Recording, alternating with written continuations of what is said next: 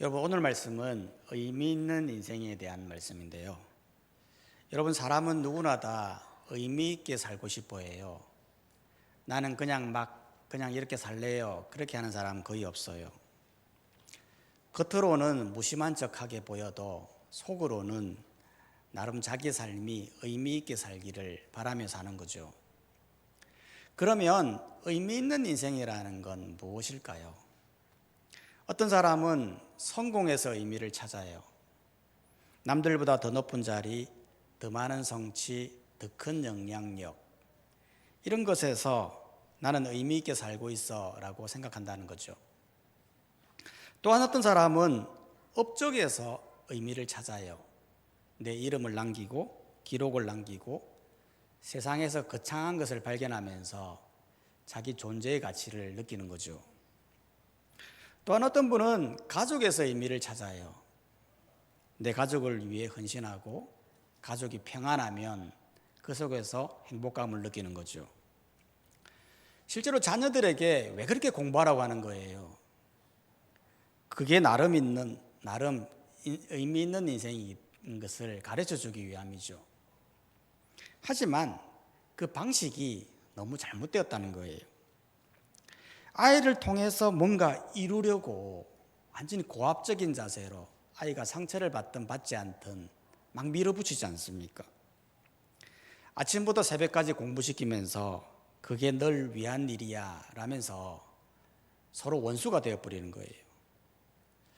여러분, 자녀라는 것은 독립된 객체예요. 내가 낳았다고 해서 내 소유가 되는 게 아니거든요. 물론 물건이라는 건 내 소유가 될 수 있어요. 물건은 내가 만들었으니까 내 소유죠. 하지만 자녀라는 존재는 완전히 다른 거예요. 여러분, 자녀는 내가 낳았다고 해서 내게 될 수 없어요. 왜 그러냐면 자녀는 나와 다른 인격체라는 거예요. 그 개체를 내가 낳았다고 해서 내 마음대로 되는 게 아니에요. 그렇기 때문에 부모는 자녀를 통해 집안을 일으키고 먹고 살게 하기 위해서 도구로 활용한다고 하는 것은 굉장히 잘못된 거예요. 그러면 하나님께서 자녀들을 왜 주셨어요? 주신 이유는 한 가지예요. 서로 사랑하기 위함이에요. 사랑이 본질이라고요. 여러분, 부모는 자녀를 사랑하면서 자녀가 얼마나 이뻐요? 사랑이 뭔지를 알게 하는 거예요. 자녀 또한 마찬가지예요. 부모들이 자기를 사랑하는 것을 보면서 사랑이 뭔지를 깨달아 하나님의 사랑이 얼마나 크고 위대한가를 깨닫게 하여 하나님께 나오도록 하기 위함이죠. 그런 의미에서 바울은요, 참으로 의미 있는 인생을 살았다고 볼 수 있어요. 왜 바울이 의미 있는 인생을 살았는가? 오늘 본문에 보면 잘 나타나 있는데 총 3가지예요. 바울은 어떻게 해서 의미 있는 인생이냐? 첫 번째는 바울은 약한 자리에서도 쓰임받는 인생이었다는 거예요. 무슨 말이냐면 여러분, 지금 바울이 어디에 있습니까? 감옥에 있지 않습니까? 감옥에 있다. 그것도 쇠사슬에 묶여져 있다. 얼마나 절망스러운 상황입니까? 사실 바울이 무슨 죄를 지었습니까? 남에게 해를 끼쳤습니까? 아무것도 끼친 게 없거든요. 그런데 왜 갇혔나요? 복음 전하다가 감옥에 갇힌 거예요. 이 얼마나 억울한 상황입니까? 여러분 한번 생각해 보십시오. 제가 밖에 나가 전도를 하는데 경찰이 저를 잡아다가 감옥에 넣은 거예요. 왜? 나 아무 죄도 없는데 왜 감옥에 넣느냐? 얼마나 원망스럽고 항의하지 않겠습니까? 이 모든 상황을 만든 하나님께 원망하지 않겠습니까? 그런데 바울은 뭐라고 이야기하느냐 하면 하나님께 따지고 원망하는 것이 아니라 12절에서 말을 하는 거예요. 빌립보서 1장 12절에 보면 형제들아, 내가 당한 일이 도리어 복음 전파의 진전이 된 줄을 너희가 알기를 원하노라.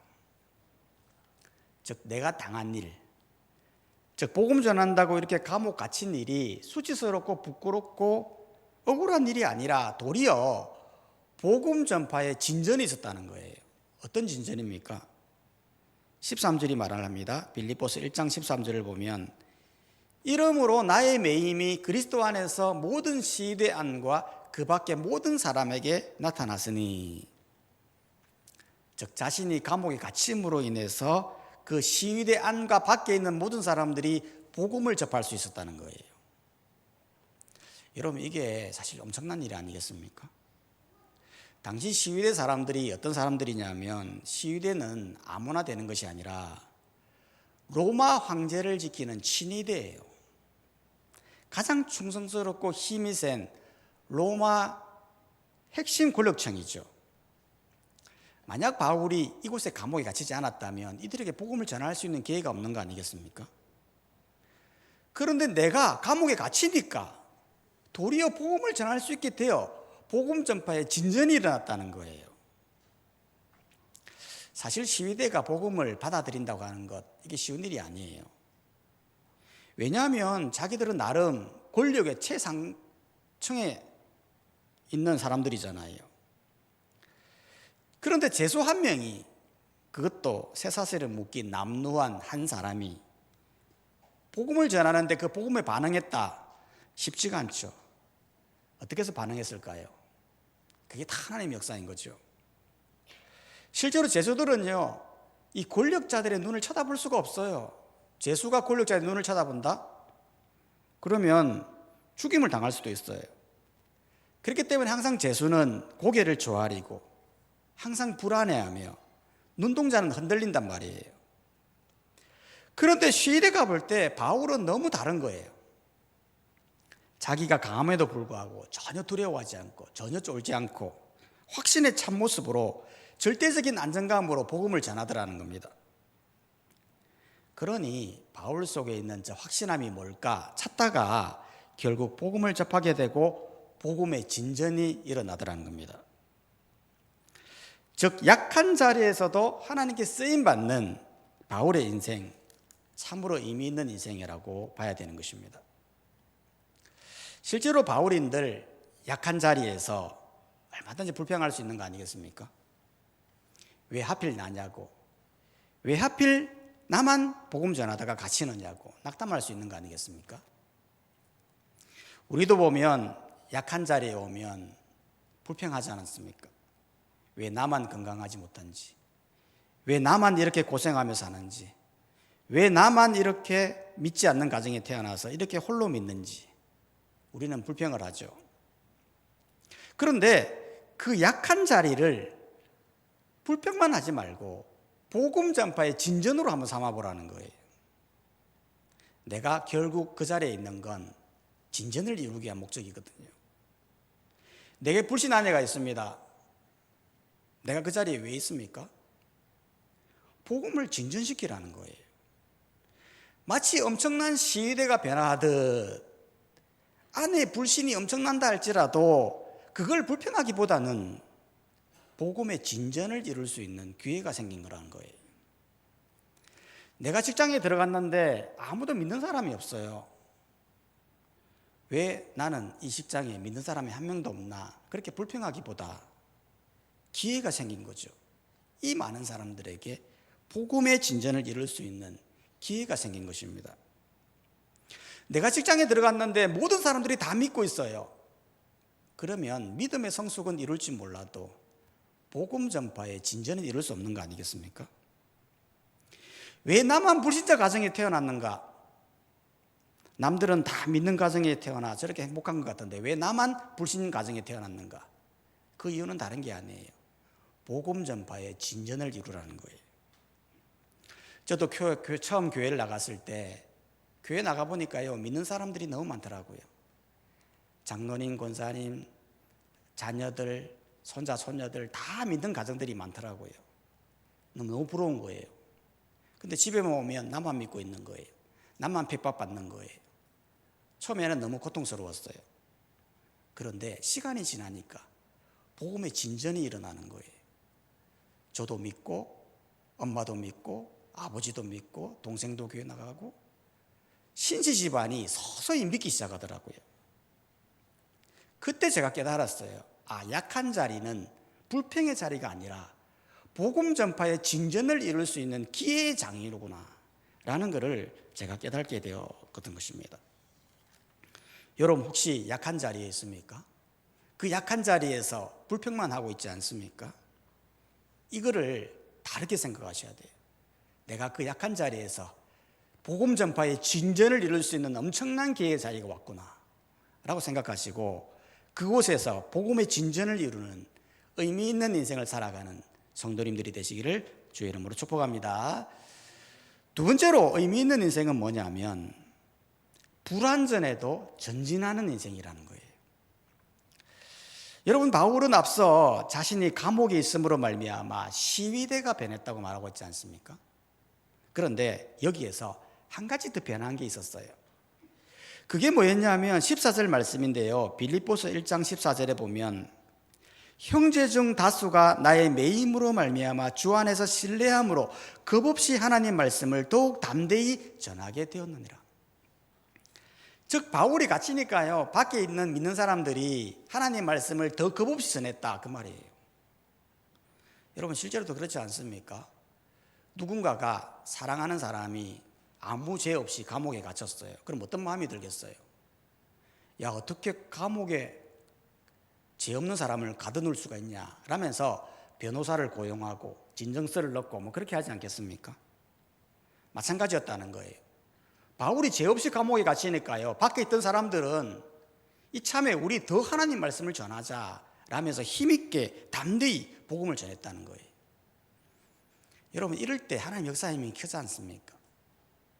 성경에도 보면 베드로가 옥문에 갔었을 때 성도들이 교회에서 말씀과 기도에 더 열심히 하거든요. 그랬더니 옥문이 열려버려요. 이걸 수차례 경험하게 돼요. 즉 성도가 위기에 있을 때 교회는 말씀과 기도로 나아가야 됨을 보여주는 거예요. 이렇게 믿는 사람들이 바울을 위해서 밖에서 더 열심히 하나님 말씀을 전했는데요. 문제는 이렇게 전한 사람 중에 어떤 사람은 아주 순수하게 전하는 사람이 있었고요. 또 어떤 사람은 순수하지 못한 사람도 있었다는 거예요. 그게 15절에서 말하는 거예요. 빌립보서 1장 15절에서 17절을 보면 어떤 이들은 투기와 분쟁으로 어떤 이들은 착한 뜻으로 그리스도를 전파하나니 이들은 내가 복음을 변정하기 위하여 세우심을 받은 줄 알고 사랑으로 하나 그들은 나의 매임에 괴로움을 더하게 할 줄로 생각하여 순수하지 못하게 다툼으로 그리스도를 전파하느니라. 즉 바울이 감옥에 갇히니까 말씀을 전하는데 동기가 다 달랐다는 거예요. 어떤 사람은 순수한 마음으로 착한 마음으로 복음을 전해요. 근데 어떤 사람은 투기와 분쟁으로 하더라는 거예요. 투기와 분쟁이 뭐예요? 투기와 분쟁이라는 건 이런 거예요. 바울이 감옥에 갇혔으니까 야 잘됐다. 이참에 내가 바울보다 더 열심히 해보자. 내가 1등이 한번 돼보아야 되겠다. 내 이름을 다른 사람들에게 더 드러내야 되겠다. 그런 마음으로 하나님 말씀을 전했다는 거예요. 여러분 이러면 안 되지 않습니까? 이게 복음 전도라고 하는 거는 순수해야 되거든요. 동기에서 뭐가 이렇게 자기 이름을 드러내려고 하는 이런 행동은 하면 안 되는 거 아니겠습니까? 그러면 바울은 이 말씀 전파에 대해서 얘들아 그들은 순수한 동기로 하지 않았다, 나쁘다, 잘못되었다 이렇게 지적해야 되지 않습니까? 근데 바울은 여기에 대해 뭐라고 이야기하느냐 하면 깜짝 놀라요. 뭐라고 이야기하느냐 하면 18절에서 말하는 거예요. 빌립보서 1장 18절에 보면 그러면 무엇이냐? 그 치례로 하나 참으로 하나 무슨 방도로 하든지 전파하는 것은 그리스도니 이로써 나는 기뻐하고 또한 기뻐하리라. 무슨 말이에요? 어떤 방도로 하든지 순수한 동기든 불순한 동기든 어떤 동기로 하든지 나는 기뻐한다는 거예요. 왜요? 왜 기뻐하는 거죠? 그 전하는 것이 그리스도이기 때문에 그렇다는 거예요. 마치 이런 거예요. 어떤 교회에서 전도 대회를 하는 거예요. 그래서 교회에서 시상을 하겠다. 전도 많이 하는 사람 1등, 2등, 3등 시상을 하겠다. 이렇게 한 거예요. 그랬더니 어떤 사람은 등수 드는 게 중요하냐, 전도하는 게 중요하지 하면서 순수하게 전도하는 사람이 있고, 어떤 사람은 난 반드시 1등 해야 되겠다. 나 1등 하고 말리라. 뭐 그렇게 하면서 각종 편법을 쓰는 거예요. 어떤 사람은 매주 돈을 주고 교회에 데려오기도 하고, 아니면 양로원에 있는 할머니를 데려와서 앉히기도 하고 막 그렇게 하는 거예요. 그러니까 사람들이 그 사람에 대해 입을 대는 거예요. 야, 전도하려면 순수하게 해야지 뭐 저렇게까지 하나 하면서 투기와 분쟁이 일어나더라는 거예요. 여기에 대해 바울이 전하는 게 뭡니까? 이래 전하나 저래 전하나 나는 기뻐한다는 거예요. 왜 기뻐합니까? 그리스도를 전파하니까 그게 내 기쁨이라는 거예요. 무슨 말이에요? 어떤 방식으로 전하든 간에 그리스도 자체가 전파되는 건 굉장히 중요한 사실이라는 것을 말을 하는 거예요. 우리는 이 전도의 방법을 굉장히 윤리적이고 굉장히 정직한 방법으로만 생각하거든요. 그러다 보니 이 복음 전하는 게 쉽지가 않아요. 왜냐하면 사람도 원래 복음을 싫어해요. 그렇기 때문에 거부하니까요, 말하기가 불편한 거예요. 그러나 동기가 불순한다 할지라도 그리스도가 전파가 되어 그 영혼의 구원을 이룰 수만 있다면 그건 기쁜 일이 아니냐는 거예요. 저도 그렇더라고요. 제가 대학교 때 한창 전도할 때가 있었어요. 그래서 나름 교회에서 1등 한번 해봐야겠다 싶어서 열심히 전도했어요. 학교도 사람들 데려오고 친구들도 데려오고, 그래서 제가 1등을 했어요. 그랬더니 사람들 중에 어떻게 저런 사람들까지 다 데려오냐 그런 말을 하더라고요. 근데 생각해 보면 그때 열심히 전도했을 때 교회 왔던 사람들, 그때 믿은 사람들이 제일 많아요. 지금도 신앙생활 하고 있어요. 핵심은 뭐냐면 전도의 동기보다 더 중요한 건 그리스도를 전파하는 것이 중요하다는 거예요. 전도의 동기가 불신해서 아무것도 안 하는 사람보다는 훨씬 낫다는 거예요. 예를 들어 우리 집에 믿지 않는 사람들이 있어요. 내가 아무리 말을 해도 듣지 않아요. 그러니까 그냥 내버려 두자. 그래서 지옥 가는 것보다 낫다는 거예요. 불순한 동기로 속된 말로 꼬셔가지고 교회 데려오더라 믿으면 그것만큼 귀한 일이 어디 있느냐라는 거예요. 즉 불완전해도 전진하는 인생이 더 의미 있는 인생이라는 거예요. 우리는 불완전하면 안 하려고 하거든요. 그러다 보니 정말 중요한 본질을 놓치고 있다는 거예요. 여러분, 동기보다 더 중요한 건 예수님을 믿는 거예요. 예수님을 전파하는 거예요. 예수님의 이름이 드러나는 거예요. 약간 불완전해도 계속 전파하여서 영혼 구원하는 의미 있는 인생을 사시기를 주님의 이름으로 축복합니다. 세 번째로 의미 있는 인생은 뭐냐면 그리스도와 함께 사는 거예요. 무슨 말이냐면 여러분, 앞서 바울은 약한 자리에서도 쓰임받고 불완전해도 전진하는 인생을 산다고 말하지 않았습니까? 그런데 그렇게 살 수 있었던 원동력이 뭐냐는 거예요. 그게 바로 그리스도가 내 안에 있기 때문이라는 거예요. 20절은 말하죠. 빌립보서 1장 20절에서 21절을 보면 나의 간절한 기대와 소망을 따라 아무 일이든지 부끄러워하지 아니하고 지금도 전과 같이 온전히 담대하여 살든지 죽든지 내 몸에서 그리스도가 존귀하게 되려 하려 하나니 이는 내게 사는 것이 그리스도니 죽는 것도 유익함이라.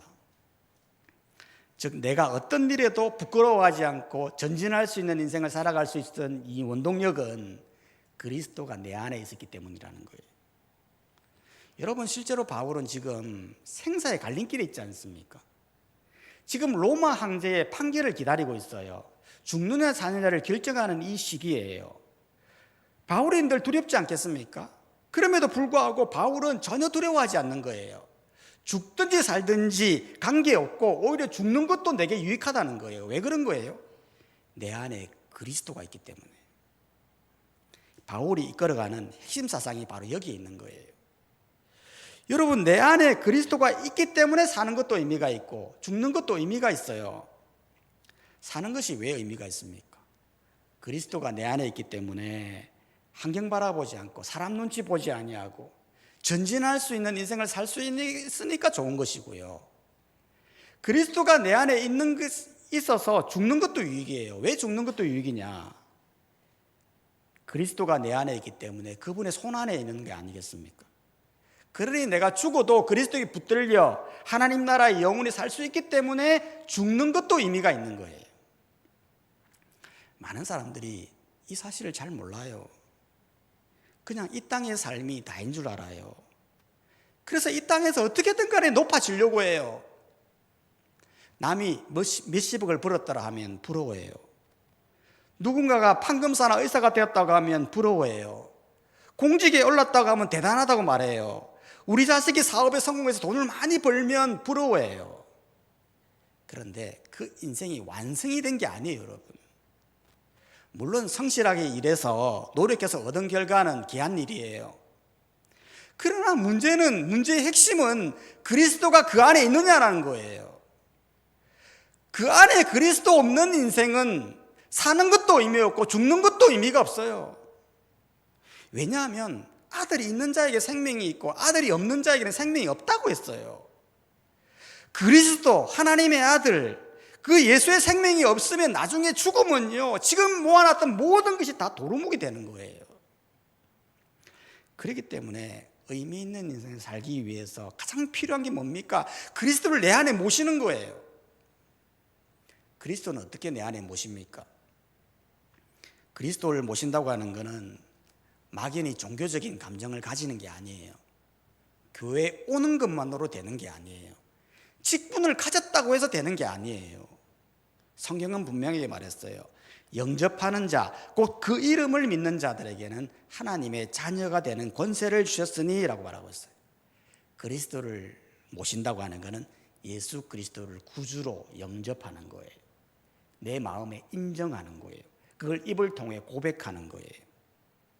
내 힘으로 안 된다는 것을 고백하고 그리스도를 내 마음속에 모셔서 내가 주인이 아니라 하나님이 주인이 되도록 내 마음 가운데 모시는 거예요. 모시는 사람은 사는 것도 의미가 있고 죽는 것도 의미가 있어요. 살아서 가난해도 의미가 있고 평범해도 의미가 있고 감옥에 갇혀도 의미가 있고 죽음 앞에서도 의미가 있는 거예요.